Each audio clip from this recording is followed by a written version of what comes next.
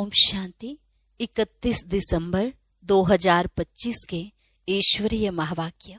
पहले सुनते हैं मुरली के मुख्य पॉइंट्स। बाबा ने कहा, तुम कितने ऊंच स्टूडेंट हो। अगर कोई को यह निश्चय हो जाए कि हमें खुद ईश्वर पढ़ाते हैं तो वह कभी पढ़ाई को छोड़ेंगे नहीं। लेकिन माया भी बड़ी दुस्सर है। जो समझते हैं हम कभी नहीं गिरेंगे, उनको भी माया देह अभिमान में लाकर एक ही थप्पड़ से गिरा देती है। फिर बाबा ने कहा, अभी तुम्हें जन्म जन्मांतर की राजाई मिल रही है तो उसी खुशी में डूबे हुए रहना चाहिए। तुम्हारे अंदर जरा भी क्रोध नहीं होना चाहिए। स्तुति निंदा सब में धीरज धारण करना है। ऐसा महावीर बनना है जो माया हिला न सके। लास्ट में बाबा ने कहा, अब कोई बेकायदे काम नहीं करो। इन आंखों की बड़ी संभाल रखनी है, कभी क्रिमिनल दृष्टि ना जाए। आत्मा समझ बाप को याद करने से देह का भान छूट जाएगा। और अब सुनते हैं महावाक्यों को विस्तार से। मुरली का सार। मीठे बच्चे, Madhuban holiest of the Holi बाप का घर है। यहाँ तुम किसी भी पतित को नहीं ला सकते। प्रश्न, इस ईश्वरीय मिशन में जो पक्के निश्चय बुद्धि हैं, उनकी निशानियां क्या होंगी? उत्तर, पहली, वे स्तुति निंदा सब में धीरज से काम लेंगे। दूसरी, क्रोध नहीं करेंगे।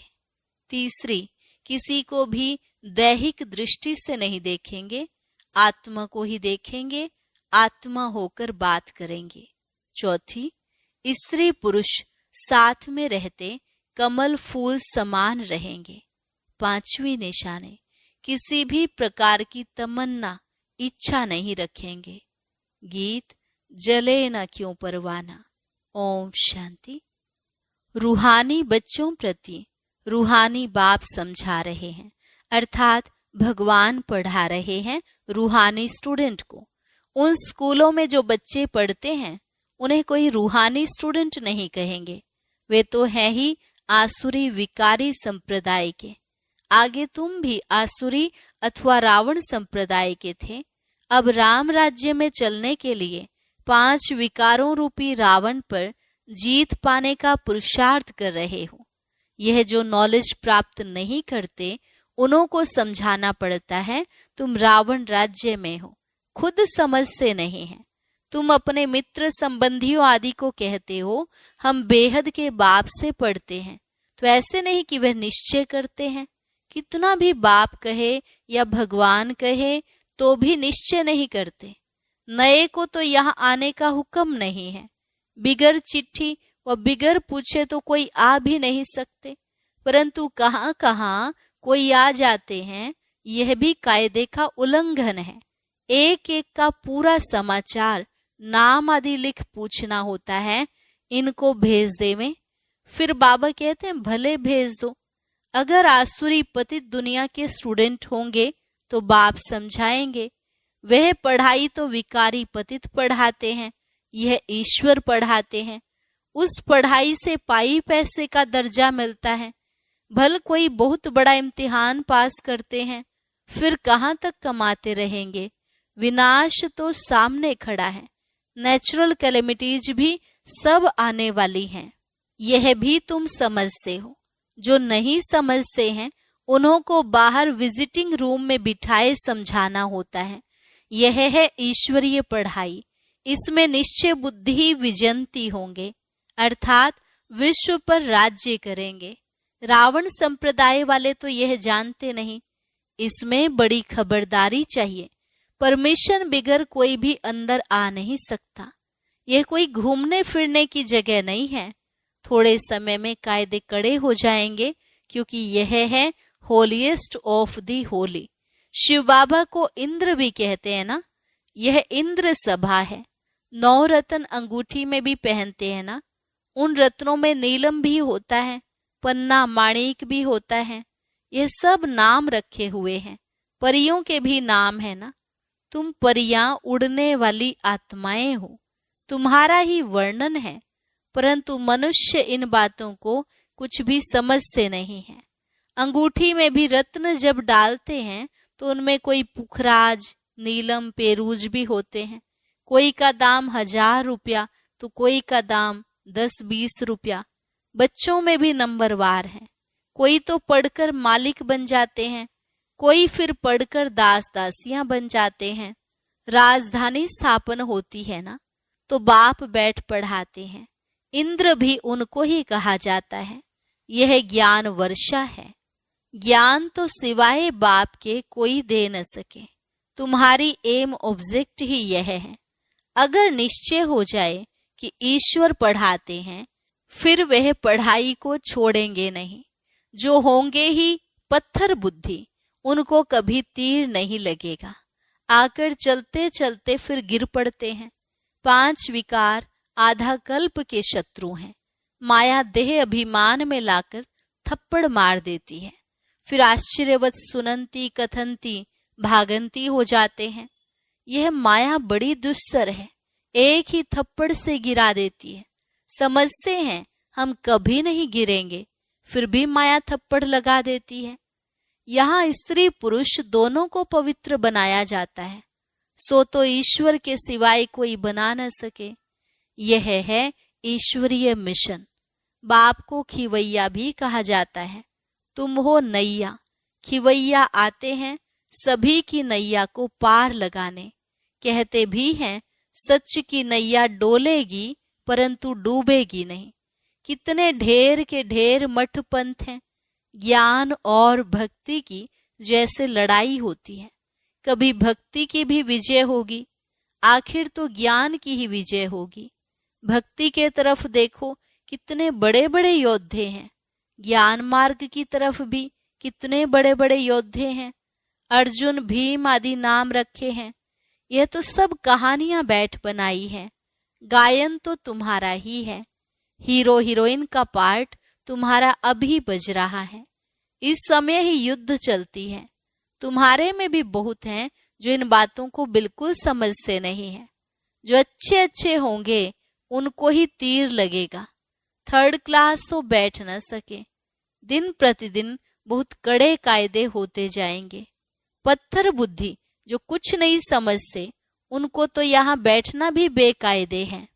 यह बाप होलीएस्ट ऑफ होली है। पोप को होली कहते हैं। यह तो बाप है होलीएस्ट ऑफ होली। बाप कहते हैं सभी का मुझे कल्याण करना है। यह सब विनाश हो जाने वाले हैं। यह भी कोई सब थोड़े ही समझते हैं। बस सुनते हैं, परंतु एक कान से सुन दूसरे कान से निकाल देते हैं। न कुछ धारण करते हैं न कराते हैं। ऐसे गूंगे बहरे भी बहुत हैं। बाप कहते हैं हियर नॉयविल। वह तो बंदर का चित्र दिखाते हैं, परंतु यह तो मनुष्य के लिए कहा जाता है। मनुष्य इस समय बंदर से भी बदतर है। नारद की भी कहानी बैठ बनाई है। उनको बोला तुम अपनी शक्ल तो देखो, 5 विकार तो अंदर में नहीं है। जैसे साक्षात्कार होता है, हनुमान का भी साक्षात्कार होता है ना। बाप कहते हैं कल्प कल्प यह होता है। सतयुग में यह कुछ भी बातें होती नहीं। यह पुरानी दुनिया ही खत्म हो जाएगी। जो पक्के निश्चय बुद्धि हैं वह समझते हैं कल्प पहले भी हमने यह राज्य किया था। बाप कहते हैं बच्चे अब दैवी गुण धारण करो। कोई बेकायदे काम नहीं करो। स्तुति निंदा सब में धीरज धारण करना है। क्रोध नहीं होना चाहिए। तुम कितने ऊंच स्टूडेंट हो। भगवान बाप पढ़ाते हैं, वह डायरेक्ट पढ़ा रहे हैं, फिर भी कितने बच्चे भूल जाते हैं, क्योंकि साधारण तन है ना। बाप कहते हैं देहधारी को देखने से तुम इतना उठ नहीं सकेंगे।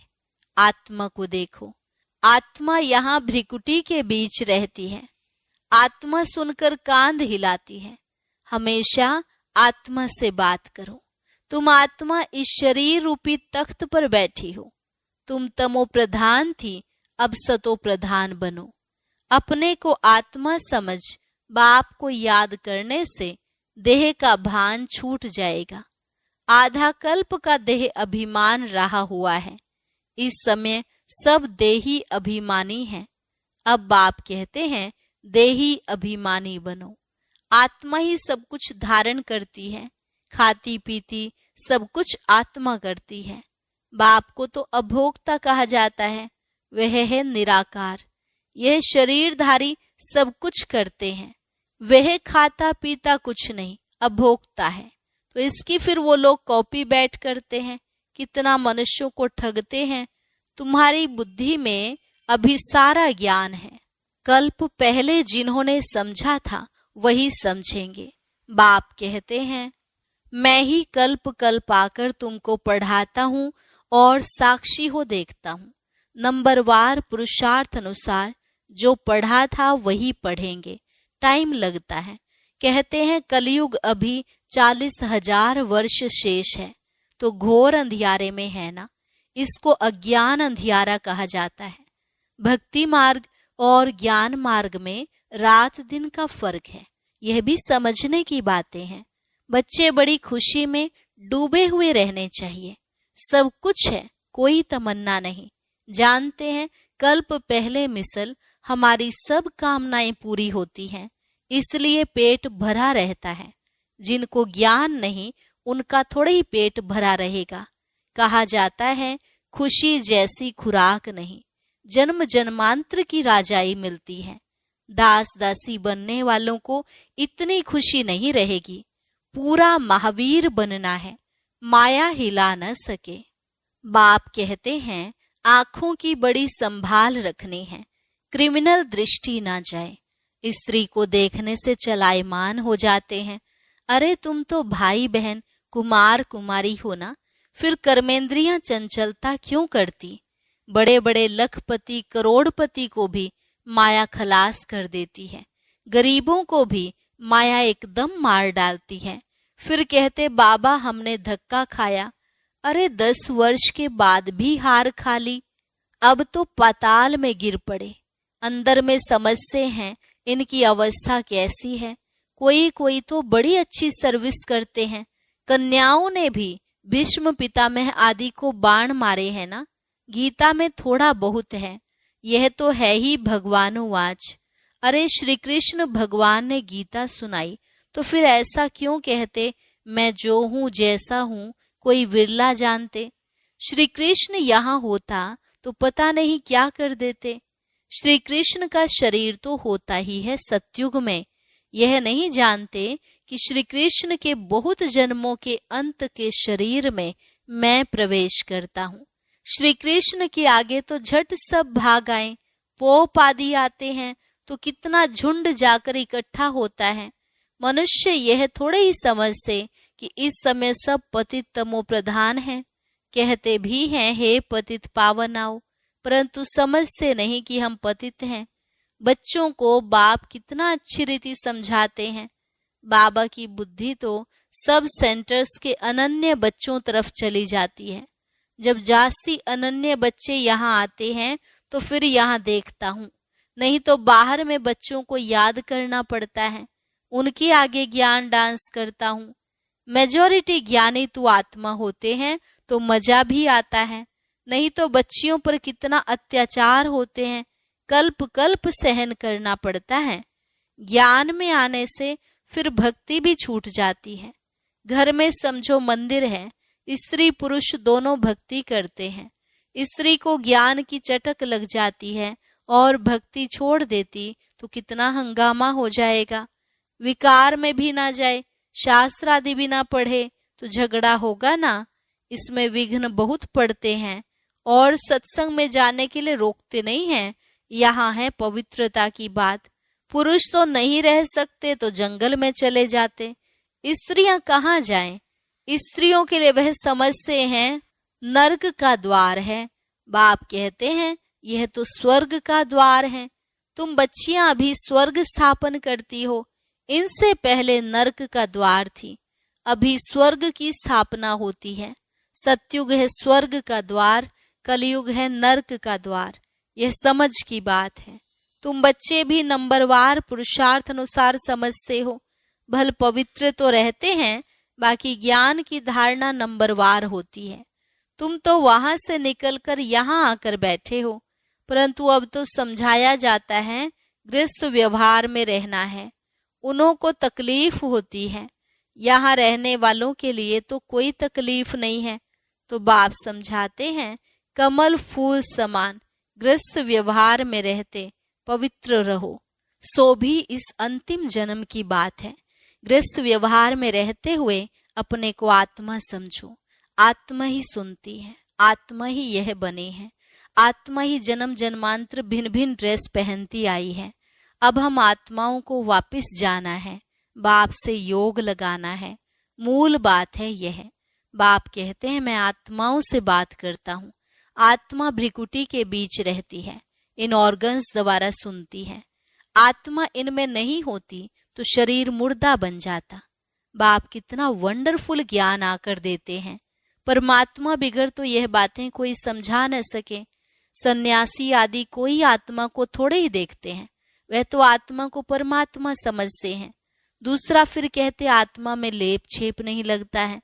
शरीर को धोने गंगा में जाते हैं, यह नहीं समझते आत्मा ही पतित बनती है, आत्मा ही सब कुछ करती है।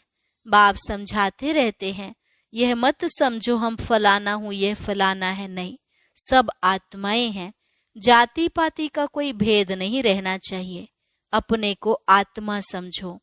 गवर्नमेंट कोई धर्म को नहीं मानती, यह सब धर्म तो देह के हैं, परंतु सब आत्माओं का बाप तो एक ही है। देखना भी आत्मा को है। सभी आत्माओं का स्वधर्म शांत है। अच्छा, मीठे मीठे सिकिलधे बच्चों प्रति मात पिता बाप दादा का याद प्यार और गुड मॉर्निंग। रूहानी बाप की रूहानी बच्चों को नमस्ते। रूहानी बच्चों की रूहानी बाप दादा को नमस्ते नमस्ते, गुड मॉर्निंग। शुक्रिया बाबा, शुक्रिया। धारणा के लिए मुख्य सार। पहली पॉइंट, जो बात काम की नहीं है उसे एक कान से सुन दूसरे से निकाल देना है। Hear no evil. बाप जो शिक्षाएं देता है उसे धारण करना है। कोई भी हद की तमन्नाएं नहीं रखनी है। आंखों की बड़ी संभाल रखनी है, क्रिमिनल दृष्टि ना जाए। कोई भी कर्मेंद्रिय चलाए मान ना हो। खुशी से भरपूर रहना है। वरदान, माया के खेल को साक्षी होकर देखने वाले सदा निर्भय माया जीत भव। माया के खेल को साक्षी होकर देखने वाले सदा निर्भय माया जीत भव। समय प्रति समय जैसे आप बच्चों की स्टेज आगे बढ़ती जा रही है, ऐसे अब माया का वार नहीं होना चाहिए। माया नमस्कार करने आए, वार करने नहीं। यदि माया आ भी जाए तो उसे खेल समझकर देखो। ऐसे अनुभव हो जैसे साक्षी होकर हद का ड्रामा देखते हैं। माया का कैसा भी विकराल रूप हो, आप उसे खिलौना और खेल समझकर देखेंगे तो बहुत मजा आएगा। फिर उससे डरेंगे व घबराएंगे नहीं। जो बच्चे सदा खिलाड़ी बनकर साक्षी हो माया का खेल देखते हैं, वे सदा निर्भय व माया जीत बन जाते हैं। स्लोगन, ऐसा स्नेह का सागर बनो जो क्रोध समीप भी ना आ सके। ऐसा स्नेह का सागर बनो जो क्रोध समीप भी ना आ सके। अव्यक्त इशारा, अब संपन्न व कर्मातीत बनने की धुन लगाओ। कर्मातीत अर्थात कर्म के अधीन नहीं, कर्मों के परतंत्र नहीं, स्वतंत्र हो। कर्मेंद्रियों द्वारा कर्म कराओ। जो गायन है कि करते हुए अकर्ता, संपर्क संबंध में रहते हुए कर्मातीत, क्या ऐसी स्टेज रहती है? कोई भी लगाव ना हो और सर्विस भी लगाव से ना हो, लेकिन निमित्त भाव से हो। इससे सहज ही कर्मातीत बन जाएंगे। अच्छा, और अभी सुनते